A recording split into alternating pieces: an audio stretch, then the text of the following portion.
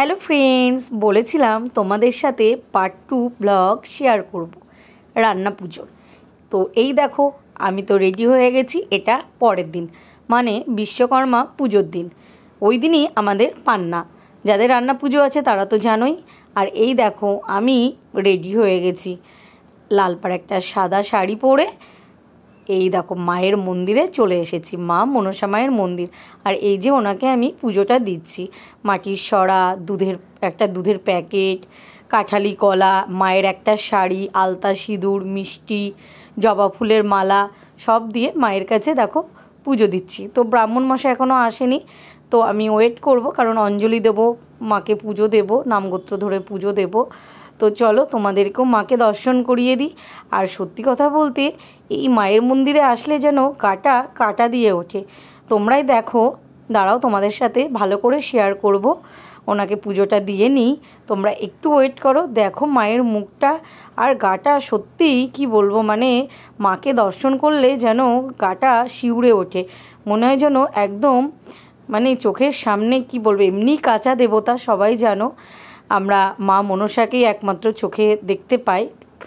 সব ঠাকুরের থেকেও আমরা জানি মা মনসা কাঁচা দেবতা। তো এই মন্দিরে আসলে ঠিক সেরকমই ফিল হয়, কি বলবো। তো তোমরা দেখো মাকে। আর এই দেখো ব্রাহ্মণ মশাই চলে এসছে। আর ব্রাহ্মণ মশাই এই দেখো নামগোত্র ধরে, আর মায়ের, আমি যে শাড়িটা দিলাম মাকে, মায়ের কাছে আর কি দিল। তো ভীষণ ভালো লাগে পুজো দিতে। আর এই বছরের একটা দিনই মায়ের কাছে সত্যি কথা বলতে আসা হয়। আর এমনি সামনে দিয়ে অনেকবার যাই আসি, তখন মাকে তো প্রণাম করি।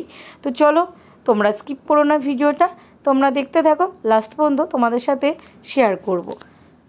তো দেখো, পুজো দেওয়া তো হয়ে গেছে, এবার ওয়েট করছি অঞ্জলি দেব বলে মায়ের কাছে। তো খুব ভিড় হয়ে গেছিলো। আর সেদিন তো রান্না পুজো, বিশ্বকর্মা পুজো, এমনি খুব ভিড় মন্দিরে। তো দেখো, মাকে তোমাদেরকে ভালো করে দর্শন করিয়ে মায়ের কাছে পুজো দিয়ে বাড়ি চলে এলাম। এসে এই যে আমাদের আজকে গ্যাস জ্বালাতে নেই, জেঠুমারা বলেছিল গ্যাস জ্বালাতে নেই আর কি রান্না পুজোর দিন। তো দেখো, আমি একটু মায়ের সিঁদুরের ফোঁটা দিয়ে আর একটা জবা ফুলের মালা সুন্দর করে গ্যাসে দিয়ে দিয়েছি। আর এই যে আমাদের রান্না তোমাদের সাথে শেয়ার করব বলেছিলাম। দেখো, ইলিশ মাছের ঝাল করেছি, ভাত, আর এই দিকে দেখো 9 রকম আমি ভাজা করেছি, যেমন কাঁকরোল ভাজা, নারকেল ভাজা, ইলিশ মাছ ভাজা, উচ্ছে ভাজা, এটা ওলের বড়া। আমার তো ভীষণ ভালো লাগে, তোমাদের কার কার ভালো লাগে ওলের বড়া জানিও।